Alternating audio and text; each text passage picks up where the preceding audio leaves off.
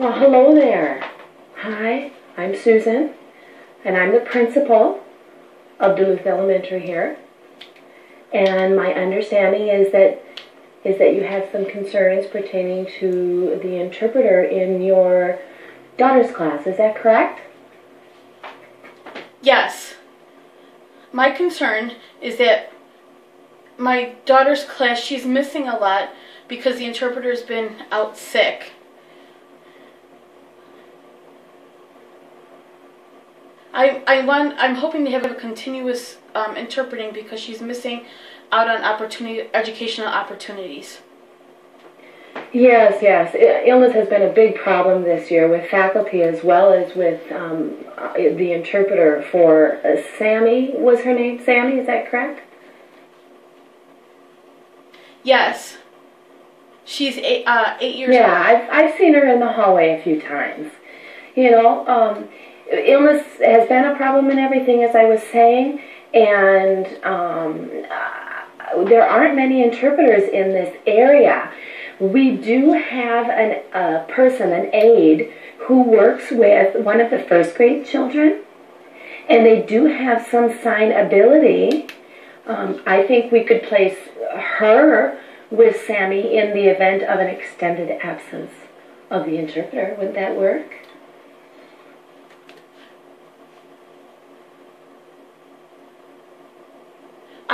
Maybe I could watch. I don't want my daughter to fall back.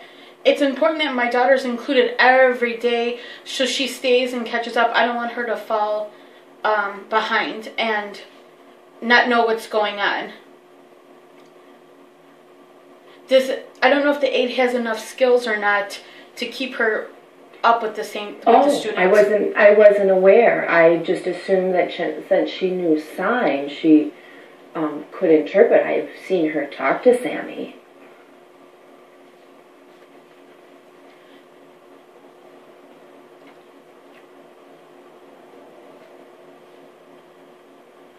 Skills, yes, is fine, but you need the interpreting skills to be in the classroom so she could get the lesson.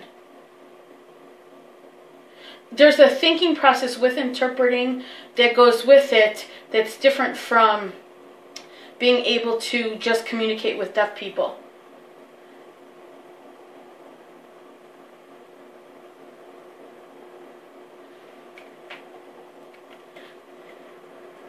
I'm sorry.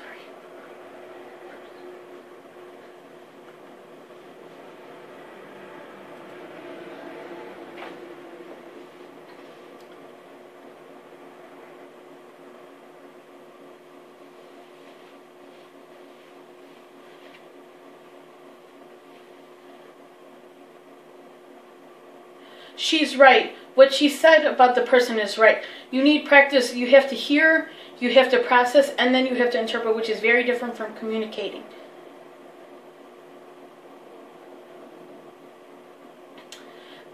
There's a difference between signing and interpreting. You can know this signs, yes, but it also goes in depth deeper. And it's against the law to have an interpreter, someone just sign and interpret without being certified. Is there teachers are required to be licensed in the schools, of course, to teach. Are there some kind of requirements if we were to look for a sub that we need to be aware of?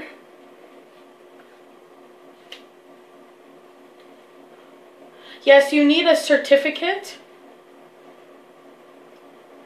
For the person to enter the classroom, they need a certificate, and to become certified, you need some years of schooling and practice. It's the same with teachers and interpreters. Both need licensure. It's the same thing. So certified is a better word than if I were to say interpreter license?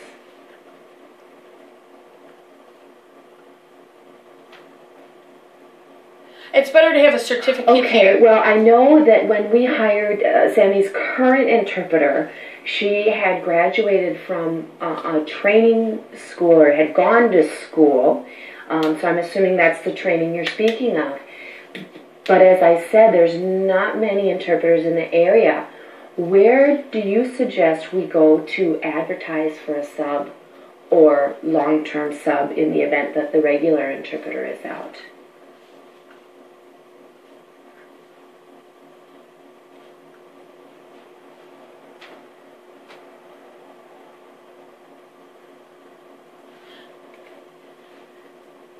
Interpreters in the area, where do you suggest we go to advertise for a sub or long-term sub in the event that the regular interpreter is out?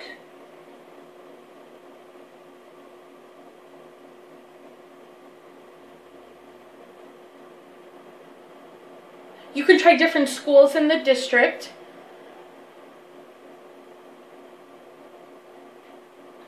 You can also visit many different places. You can also look on the internet to see for different interpreters.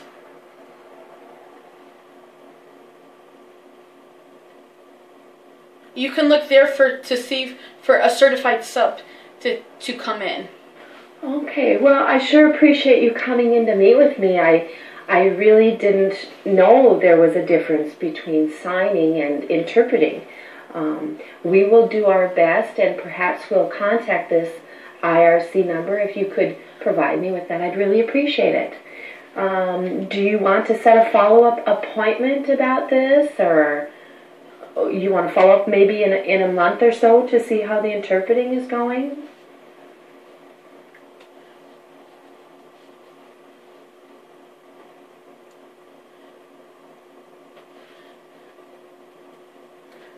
IRC number, if you could provide me with that, I'd really appreciate it.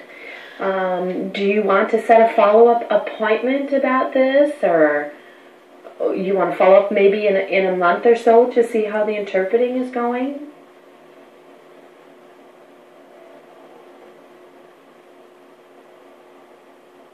I would like to call one day to see if you did find an interpreter. My daughter's educational opportunity, it's important. You're welcome. Thank you.